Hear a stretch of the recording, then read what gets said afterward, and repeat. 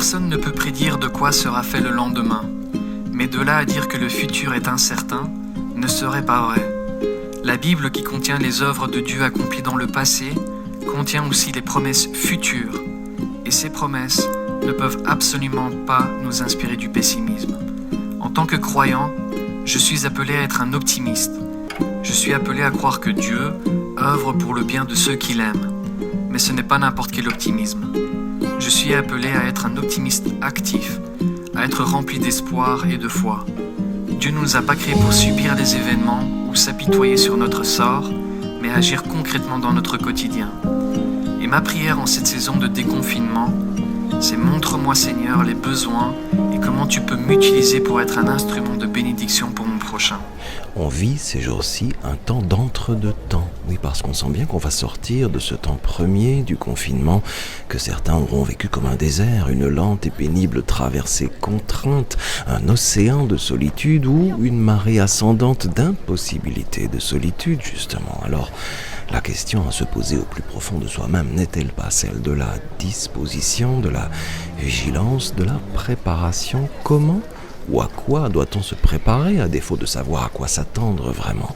Dans la tradition biblique, ce temps de l'entre-deux-temps que nous vivons maintenant, c'est ce qui se vit entre la libération et la révélation. Pavel me dit que ce n'est pas simple. Ce défi de la gestion du temps, son sentiment est partagé. Il m'explique. Mais ce qui a changé surtout pour moi, c'est que j'ai pu éliminer mes déplacements. Mon temps de déplacement quotidien, c'était de 2 heures. En semaine, ça fait 10 heures. Et donc en 10 heures, on peut faire beaucoup de choses. Et voilà, donc moi, ça m'a permis de lire plus la parole de Dieu, de l'étudier, de passer plus de temps, de qualité en famille, de m'investir dans certaines activités liées à l'église, de faire plus de sport. Donc ça c'est vraiment une joie que d'avoir ce temps en plus.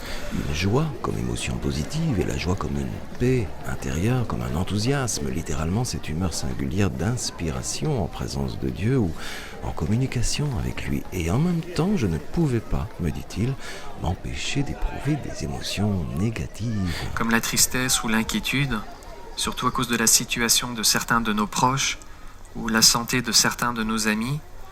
Et dans des moments comme ceux-ci, on se sent impuissant, on est limité, ça nous affecte plus personnellement, et on est rempli de compassion, et on prie pour ces personnes, et ultimement on s'en remet à la volonté de Dieu. D'un autre côté, je peux dire aussi que j'ai été particulièrement encouragé. Le confinement a été un temps où je pouvais étudier plus profondément la parole de Dieu. C'est quelque chose qui est toujours plus difficile quand on est pris dans une routine effrénée. Mais en passant plus de temps dans la méditation de la Bible, on se rapproche du cœur de Dieu, on se rapproche de la pensée de Dieu et on est plus sensible à sa voix. Et Dieu nous ouvre les yeux sur ce qu'il est en train d'accomplir.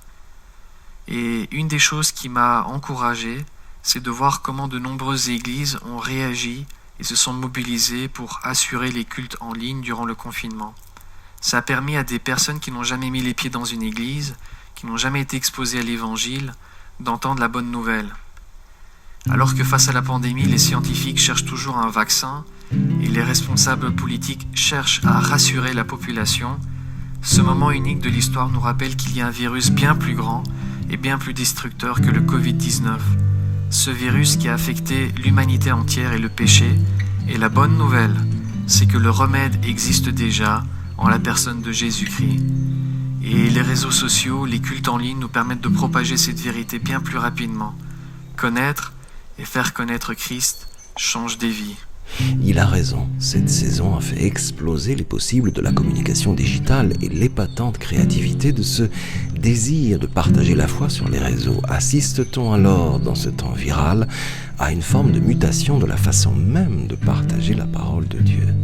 L'économiste Daniel Cohen, dans son bouquin Chronique d'une mutation qui inquiète, souligne ce qu'il appelle la formidable arrogance du capitalisme numérique qui vit, selon lui, grâce à cette pandémie, une jouissance dans son objectif d'économie des relations de face à face.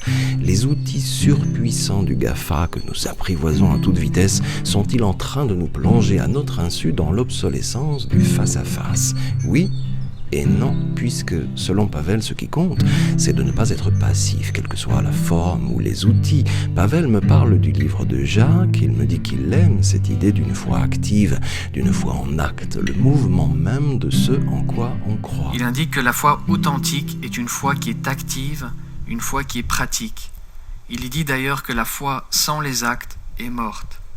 Le livre de Jacques, ainsi que d'autres passages, nous enseignent de ne pas être passif, de ne pas seulement contempler les événements qui se produisent, mais à y prendre part. Et à y prendre part, particulièrement maintenant, dans ce temps pandémique de mise à l'épreuve. Mes frères et sœurs, quand vous passez par toutes sortes d'épreuves, considérez-vous comme heureux, car vous le savez, la mise à l'épreuve de votre foi produit l'endurance.